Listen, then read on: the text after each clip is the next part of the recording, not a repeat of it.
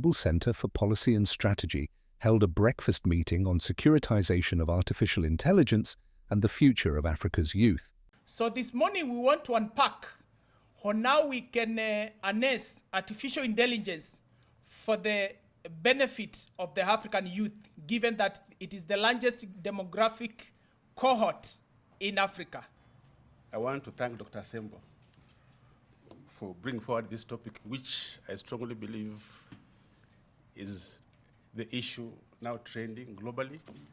With artificial intelligence emerging as a technological opportunity for Africa's youth, but it's also increasingly getting framed as a security concern, with AI continually shaping global power dynamics, youth criminality, youth militarization, inclusive AI-enabled teaching and learning, and the creative economy. Artificial intelligence is increasingly being applied across key sectors, including agriculture, finance, education, health, environment, and the public service. Artificial intelligence has evolved beyond being a mere tool of convenience. It has become a strategic asset, one that is reshaping not just the global economy, but also fueling the balance of power, political behavior, and the very fabric of societal organization. As it continues to revolutionize various sectors, we are compelled to consider both the opportunities it offers and the risks it presents, especially for Africa's youthful population. Philosophical side, the why. Yeah? Why do you want this artificial intelligence as a tool? And if you have not answered the question why, then you don't know what you are doing. With 60% of Africa's 1.4 billion population under 25, AI could add $2.9 trillion to gross domestic product, GDP, by 2030. How do we enable our youth to appreciate tools that technology gives us so that they deploy them productively, progressively, positively, in the interest of patriotism and nationalism in society? The evolving conversation looks at AI as a strategic asset for leveraging security and economic disparities. AI is also transforming power dynamics in both domestic and international arenas, making it a key frontier in the 21st century great power shift. What security measures are critical in ensuring inclusive growth and democratic resilience in Africa's evolving digital landscape? AI is increasingly becoming a geopolitical and geoeconomic tool of influencing and projecting power, with its securitization shaping global alliances, national sovereignty, and interests.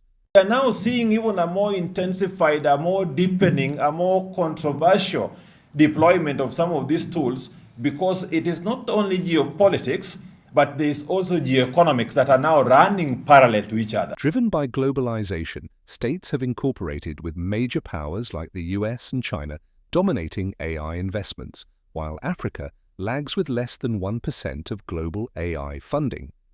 When you look at the documents from the big powers, the one who spend billions of dollars, not shillings, just studying and investigating the cyber. And there are about 5 or 6 countries that do that. The rest of us are just tagging along. This dependency risks digital colonialism and algorithmic biases that marginalize African identities. This is exacerbated by the lack of a clearly stated philosophical and ethical AI foundation that inspires nationalism and the promotion of state interests by Africa's youth and policymakers. Until recently, which was last year, that's when Meta and TikTok started paying African creators.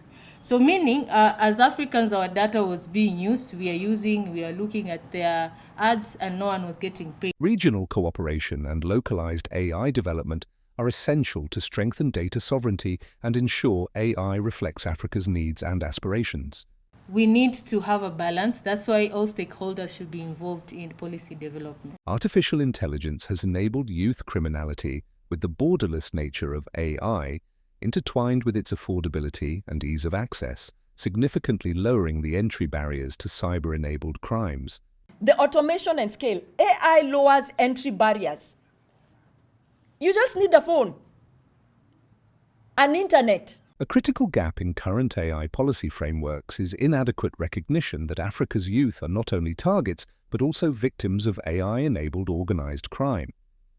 Africa's youth are increasingly becoming targets and victims of organized crime networks that are exploiting AI to lure, recruit, and deploy them in illegal activities.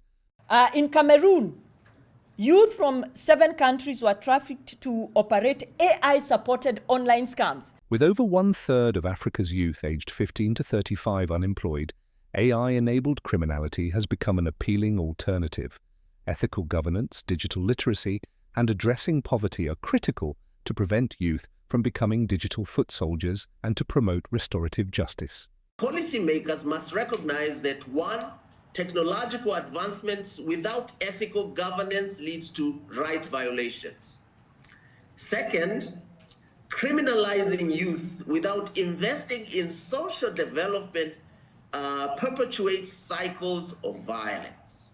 The fourth industrial revolution, powered by AI, brings both promise and peril, especially in how it influences youth militarization in Africa.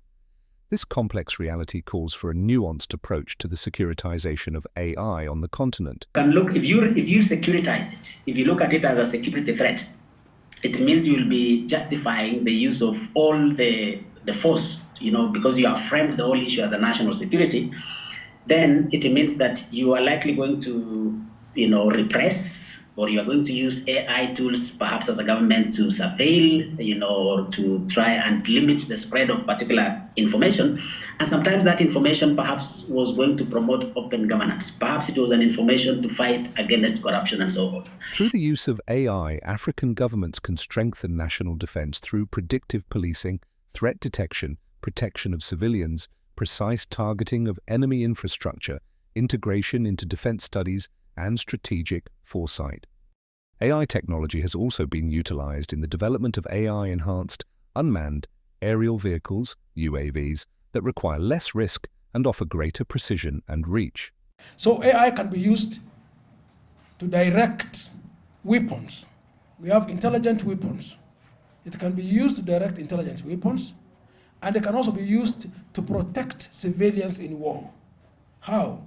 When when you deploy intelligent weapons, you can be precise. So that way you are able to protect civilians in war. AI can also bridge Africa's educational gaps with personalized learning, potentially growing the e-learning market to $19.7 billion by 2034. However, Africa's traditional education model is strained by infrastructure and resource deficits, thus unable to meet the demands of its growing young population. As it stands, 60% of our population is youth. And by 2050, that number is going to double if you compare it globally. Okay? But to me, that is just a number. If the population, or if education does not meet the population, then it becomes a mere number. We need to upskill, educate, and ensure that the infrastructures that are required are readily available for this generation. Without balancing AI securitization in education with its capacity to bolster education access, it could undermine innovation and the quality of basic and tertiary education in Africa.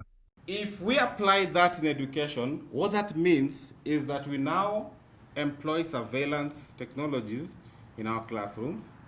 And how will that impact on the freedom in terms of learning? How will that impact on the freedom in terms of innovation? We'll have to come up with restrictive policies to monitor the content that our children are exposed to. Okay? The implication of this, there's a lot of privacy concerns. Integrating AI ethics into curricula and investing in infrastructure can ensure inclusive education that empowers youth without compromising privacy. What is the status of AI in education? AI in education, especially in Africa, it has not gained a lot of traction. It has not gained a lot of traction. And this is the sense that there is a lot of, for example, unfairness because of intrusion of our education data and things like that. The integrity of our examinations and even of our education, and leave alone credibility, is also being affected in this. AI and the creative economy are transforming how African youth create and share content. Digital content creators on platforms like TikTok and YouTube face AI as both a catalyst for growth and a barrier to equity. AI empowers African youth to create high-quality digital content, but algorithmic biases and weak data laws threaten cultural relevance and expose content creators to foreign exploitation. Our own data sets where we have put our own cultures and norms have been captured in those data sets, so that when we train our models, we are very satisfied that our culture and our norms has been taken care of. Restrictive policies hamper AI innovation capacity of the youth. Balanced policies, regulatory frameworks, and AI literacy can protect digital content creators and foster innovation while countering misinformation. We should not overdo the securitization. Provide some safe spaces where the youth can be able to be creative. Safe spaces in terms of being able to, what are the rules? Let them be clear. Let the rules be clear to the users and the developers. Lay them bare. Let them be participatory. Bring them to the public debates. There is an increasing proliferation of AI systems used globally that could impact democratic governance in Africa. AI offers new opportunities for civic engagement, innovation, and social mobilization that enhance governance transparency and accountability. However, it also presents unique security threats and governance challenges. If unchecked, AI proliferation risks amplifying extremist narratives due to political polarization, especially in politically unstable regions, through AI content-fueled tensions. AI is actually a security agenda now, especially because of the youthful population in Africa. We've been given the statistics, majority are young people, almost 60% below 25 years. And AI and digital security threats are real. For example, disinformation, and that has been canvassed. Hate speech, which is part of the threat, which is pushed and sometimes propagated by AI tools. Radicalization, which has also been spoken into. And when it comes to radicalization, I think one of the things that really is clear about AI and these other tools is that they are never neutral. I know sometimes people can say, okay, there is an argument that AI is actually a neutral tool and it is going to depend on how you use it and so on and so forth. But if you look at the fact that AI is actually owned and driven, especially by big tech companies, it is not going to actually be a neutral tool, so to speak. So even before we talk about how we use it, there is already sort of embedded biasness. There is some sort of embedded biasness before we actually talk about how to use it. Use of biased AI algorithms have potential to distort information ecosystems that could exacerbate social divides among tech-savvy youth without robust regulations. When you turn to the negative kind of note, is that apart from misinformation and and manipulation, like I said, generally algorithms are not neutral, and it drives especially on polarization. It is more about it doesn't enhance sometimes the quality of the debate, but it kind of encourages people taking opposite positions. It's kind of a marketing strategy, so to speak, if you are to put it that way. And that's to say that AI tools are likely to encourage polarization compared to maybe if we are to have a one-on-one discussion, because it is going to rely heavily on the clicks. And as we all know, clicks are likely to be very attractive to do if they are on the opposite extremes. In conclusion, AI adoption offers African governments vast opportunities across critical sectors such as education, the creative economy, democratic consolidation, geopolitical influence, and national security, with the continent's tech-savvy youth projected to more than double by 2050 and account for 25% of the global population, positioned to drive Africa's leadership in the fourth industrial revolution. Yet the technology also presents significant risks as its unethical use could enable youth militarization and radicalization, transnational organized crimes, disinformation campaigns, and political polarization, prompting the securitization of artificial intelligence and reshaping how African states pursue development and integration. To fully harness artificial intelligence potential while safeguarding against its risks, African governments should act on several key fronts, including update cybercrime and child protection laws to tackle AI-related threats, with strong safeguards against misuse targeting youth. Boost funding for locally led AI research, startups and education, so Africa can build homegrown solutions that meet its unique challenges. Ensure young people have a real seat at the table in AI policymaking so their experiences and aspirations shape the future. Fourth, conduct grassroots campaigns to educate families, educators, and youth on the ethical use of AI and how to recognize early warning signs of misuse. Combat AI-driven disinformation and manipulation by using verified influencers and expanding media literacy programs across communities. Develop robust AI threat detection systems, moderation platforms, fast-track extradition protocols, and secure, confidential reporting channels to respond swiftly to AI-related exploitation and transnational crime.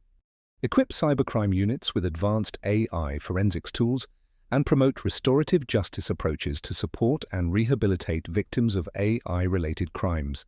Leverage public-private partnerships to mobilize resources for building AI infrastructure and expanding digital inclusion across the continent. And embed AI ethics, local languages, and cultural values into school curricula, alongside digital literacy and coding, to ensure education reflects both global innovation and African identity.